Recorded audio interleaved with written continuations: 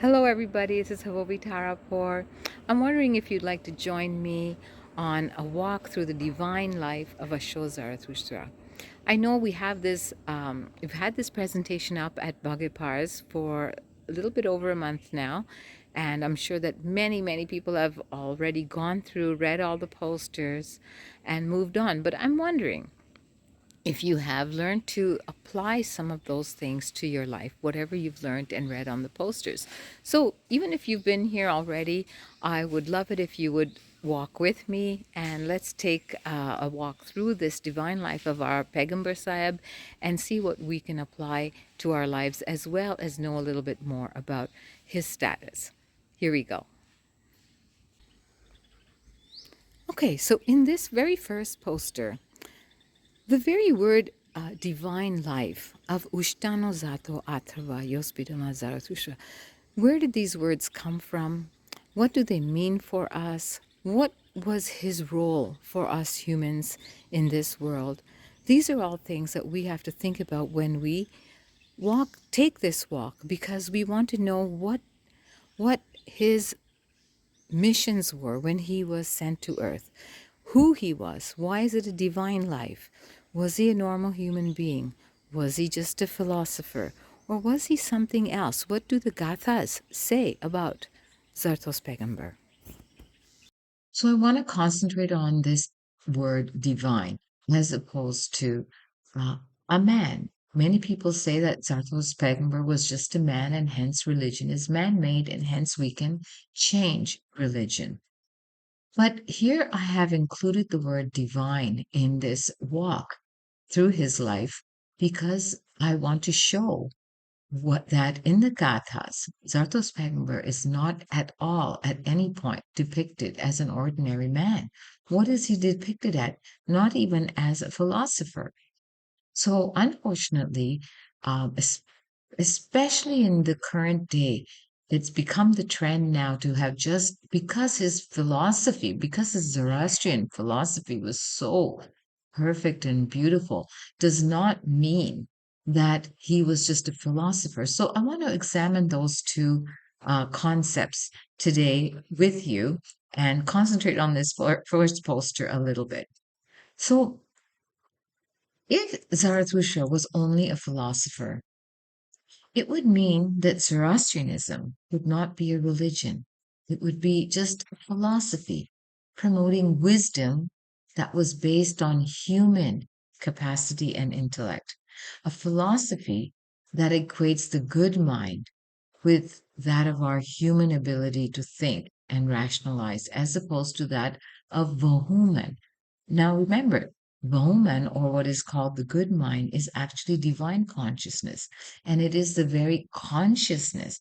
Vohuman, Amishaspan, is an Amishaspan. It is the very consciousness of Dada or Amista. It's divine consciousness.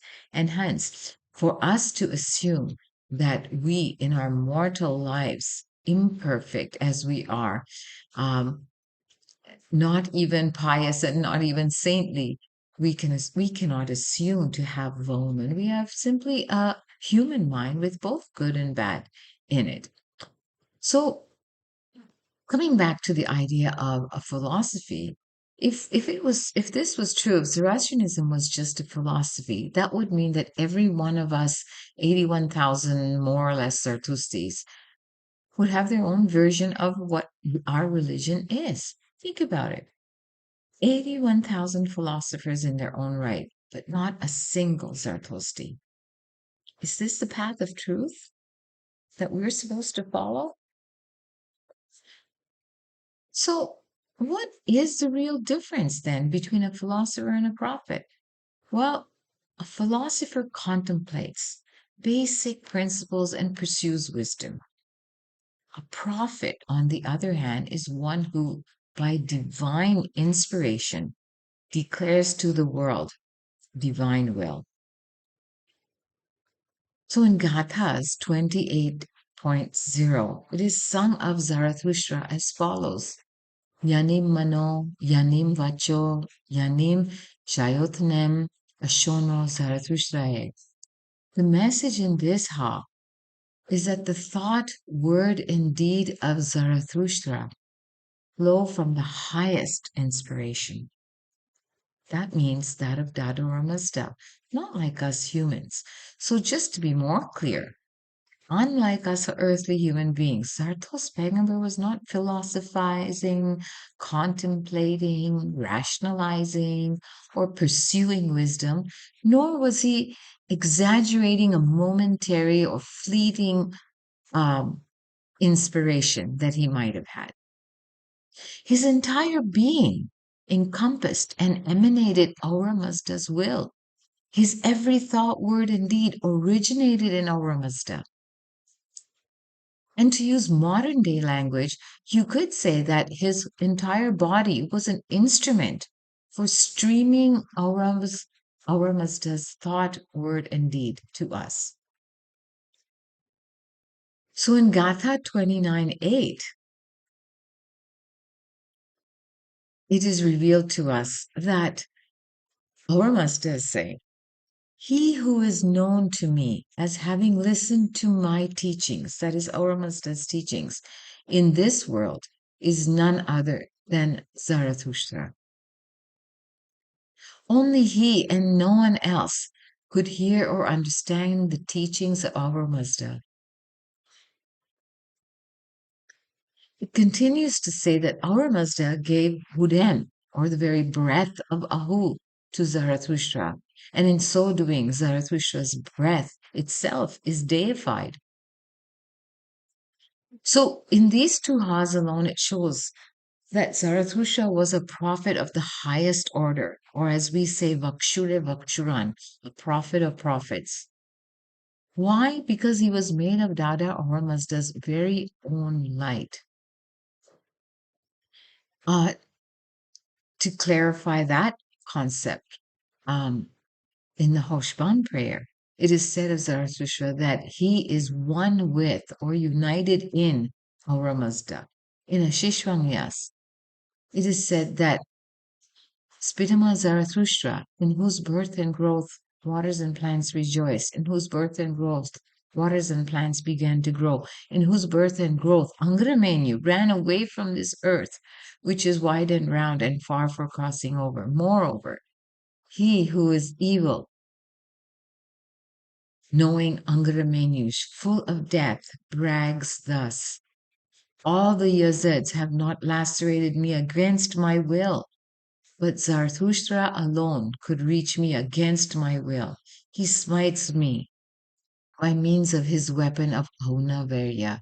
He burns me by the means of Ashavesta, just like molten metal. Only he, Spitama Zarathustra, can drive me out of this earth. Auramazda asked Ashavesta if there was anybody on this earth that could help the human race onto their perfection, onto the path of truth. And Ashavesta, now remember who Ashavesta is. Ashavesta is an Ameshaspan, but what is Ashavesta's work? Not just truth. Ashavesa is that very motion in the entire universe. The very it sustains the universe. All the laws of the universe are functioning under the laws of Ashavesta. That means the centrifugal forces, everything, all the spinning actions of the galaxies and the solar systems, all this is under the jurisdiction of Ashavesta, and so too is even that little spinning of the neutrons, electrons, and protons in a single cell in our body. So Ashavesta is in tune with not only all humans, but our every cell in our body. So when our Mazda asks Ashavesta, is there any human who could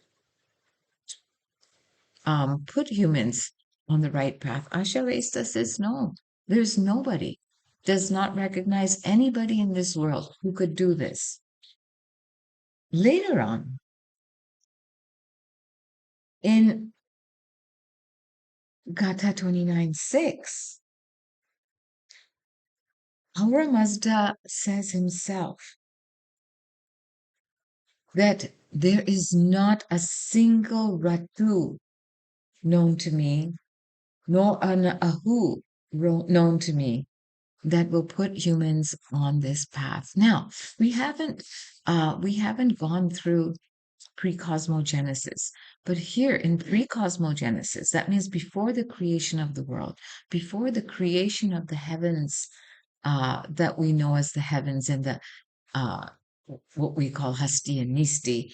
Before that, emanates from aromas of 33 Ratus and 33 Ahus, which are given the power of creating all things, destroying all things, and renovating all things. So, not a single Ahu or Ratu is a very high concept and reaches all the way back to pre-cosmogenesis. So, our Mazda is saying that in this world, there's neither a Ratu or a Ahu who will lead humans onto the right path other than Asho Zarathushtra. Now, who is Asho Zarathushtra? That is Dada or Mazda's own one ray of light. And from that ray of light, the emanation of these gathas has come. And hence, when Zarathustra was born, he has sung the gathas because they are part of him. And they are the whole recipe for our own spiritual progress. So, this is basically what I wanted to say about Sartor Spiegelberg, that that he holds a magnificent and divine position. It is higher than that of the Yazids and the Misaspins if you go to see, because he is the very light of Daru Mazda. So too are the Yazids and Ashaspins. But here, his duty, Yazids and Ashaspins are responsible for the creation and perfection of all things and bringing them back in perfection to Daru Mazda. But when humanity went on such an evil trend, Nada Mazda sent his own light, called Zarthos Pegamber, to show us back, put us back on the path of righteousness, to put us back on the path of religion, on the path that will lead to our ultimate salvation. So I'm sorry that I spent so long on this first poster, but we will try to go through the other posters a little more quickly. But this was a very important understanding to have before we have any other discussion on religion, because if people feel that religion is man-made, then naturally you're going to think that you can make changes. But once you have the realization of the stature of Asho Zarathustra, then you cannot compare yourself to the stature of a prophet and try to make changes in things that we don't understand when we don't understand our own souls. We don't understand. We haven't been able to communicate with our own soul.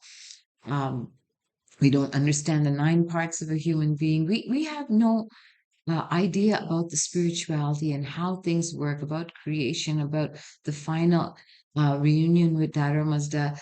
And because of this, we cannot say that we have Bowman and we can make changes at will. It's important for us to understand and acknowledge that Zartos Pegenberg was a ray of light of Dada Mazda, and basically the only one that could lead human beings onto the path of truth and righteousness. So it's good to keep that in mind, especially when we are discussing Zartos Pegamber with our children or even our friends, um, to have that sense of